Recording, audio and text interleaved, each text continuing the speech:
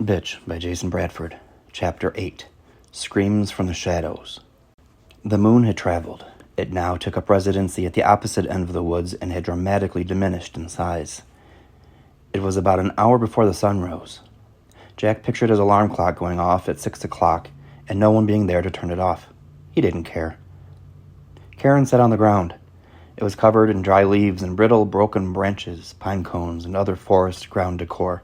Jack was perched beside her on a large downed tree that served as a makeshift wooden sofa, long enough for a dozen or more humans to sit on.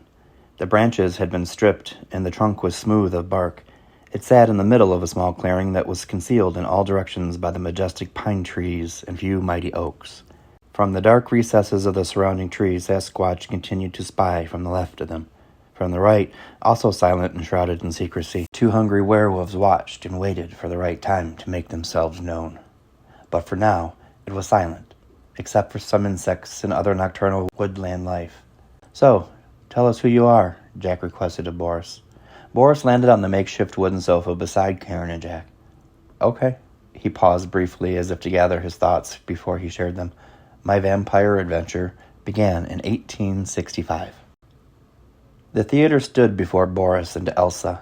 It was magnificent. It took Elsa's breath away, and Boris couldn't look anyplace else but at the wondrous structure where the two of them would be spending the evening enjoying the production of Our American Cousin.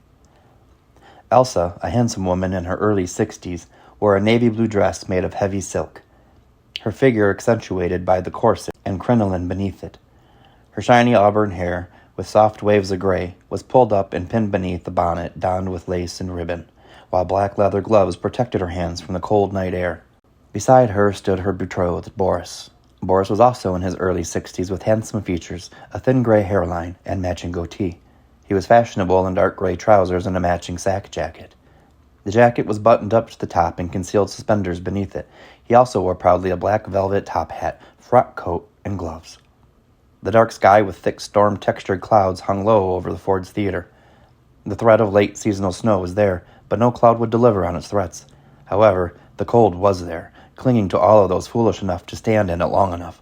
Arm in arm, Boris and Elsa entered the grand theater. The sight continued to steal their breath. The house was large and ornate, with 2 rows of seating for the audience and lavish balconies fit for a president. The candle glow added to the magic and charm of the atmospheric ambiance. The production started in a drawing room of a manor. Servants bustled about in conversation. There they were, performers dressed as characters, delivering magic and an escape from the reality of normal life. The crowd would laugh here and there as the play progressed. Boris looked to his right, where Elsa sat. He could see she was enchanted. The night continued as if written by an author with an impeccable hand and a pen that dripped magical ink. The crowd was engrossed in the play. Elsa was engrossed in the crowd. And Boris was engrossed in Elsa. All signs of the theater escaped Boris's comprehension, and no other person beside he and his love were in the room as far as he was aware. His love for Elsa created a world where no one else existed, and he could see and feel only her in that special moment. He had been forgetful lately, and he prayed he would never forget her face in his old age. Boris adored her and couldn't believe they were to be wed this coming summer. Her eyes sparkled. The silence danced around them.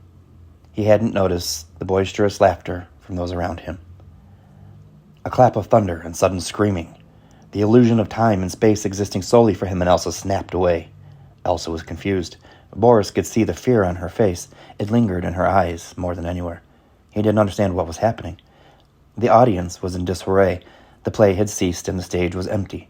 A commotion from the balcony was apparent. Attention was focused from the far right side of the house. Many of the audience members scrambled to exit the theater, while others ran to the small stairs located near the balcony. "He's been shot!" someone from the crowd shouted as people continued to find havoc on their footing. Once the fuzziness of reality cleared and the confusion faded, Boris understood the urgency of the situation. Someone had been shot, only feet from where he sat with his love. In a frenzied rush, Boris grabbed Elsa's wrist and urged her out of the theater along with the rest of the patrons. She dropped one of her gloves. It landed silently on the velvet seat where she had been sitting. It was left behind and forgotten. Outside in the cold, dark night, the crowd stood waiting for answers. "It was President Lincoln!" someone shouted from the chaos. Some folks sobbed while others were in disbelief. Guards appeared and forced everyone off the street. People left in horse-driven carriages while others slipped across the street into a tavern that sat beside a boarding house, where they hid and spied on the events that would claim the life of President Abraham Lincoln.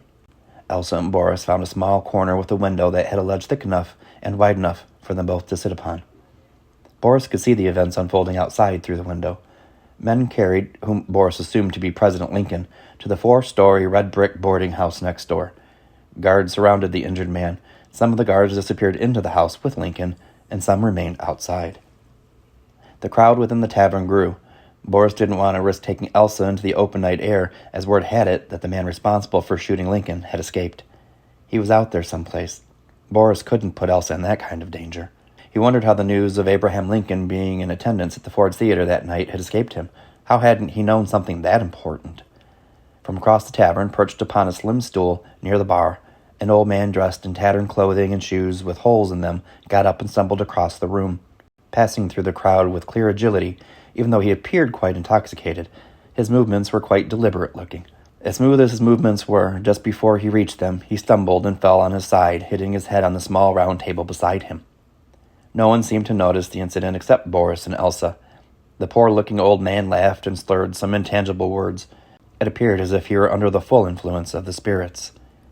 Having pity on this strange old man with gray hair, deep wrinkles, and disarray worn predominantly upon his tattered wool coat sleeve, Boris leaned forward to help him up. Elsa also leaned forward at that moment, taking one hand of the fallen drunkard, and Boris taking the other. When the man stood, his face was pale and white as an albino. His eyes were clear and the brightest blue either of them had ever seen. The old drunkard spoke, but with alarming clarity in his voice. "Come outside with me, and let us dance in the shadows." His eyes sparkled and seemed to become even more blue. Entranced, Boris couldn't look away, and neither could Elsa. Without speaking, Boris and Elsa followed the old man out into the darkness, where shadows beckoned them before swallowing them whole. Darkness assaulted Boris's senses. The final image that registered before he succumbed to the blackness was the old man coming at him, sharp teeth gleaming from the burning lantern nearby. The last thing he heard before surrendering to total unconsciousness was the blood-curdling screams of Elsa. Jack and Karen listened, with captivated involvement, to the story Boris was sharing with them. "I woke up the next morning. I had been shoved behind some barrels behind the bar," Boris explained to Jack and Karen. "The sunlight was horrendous. It didn't burn me or threaten my existence, but it was so bright I almost couldn't comprehend anything around me. It left me in a full state of syncope. I had to lay in hiding behind those barrels in the shadows, waiting until twilight came. I had been bitten the night before by the old drunk man in the tavern. Within a day or two, I was feasting on the blood of anyone I could sink my new fangs into. I soon learned how to turn into a bat for easier hunting. One day I changed, and I forgot how to change back." "What happened to Elsa?" Jack asked, his voice full of sorrow for Boris. "I don't know. I never saw her again," Boris answered sadly. "She went missing. There was a brief search, but then there was nothing. And then the nothing has been constant ever since. I've tried looking, but my forgetfulness kicks in and I end up in repetitive and unfamiliar circles." "Boris, Jack began to say. "No need to be sorry," Boris told him. "I never expected much of a search from them anyhow. She was older and poor. They didn't spend much time or money trying to find that type of missing person." "I do have to ask," Jack continued after a moment. "The man in your story, he glamored you and Elsa to go with him. You got rid of an entire small crowd of Karen's fans from the front of the house earlier, and I think it was more involved than you just flying above them. Are you able to glamour people too?" Boris answered Jack. "I don't like to refer to it as glamoring. I like to call it convincing."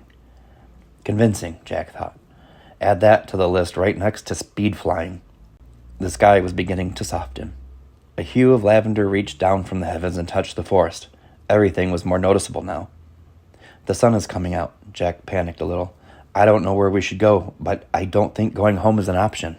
"We'll be okay here for today," Boris answered, "but you can't leave your home for long. 2 people you're connected to are missing. If you disappear, you will most likely be a suspect in their disappearances."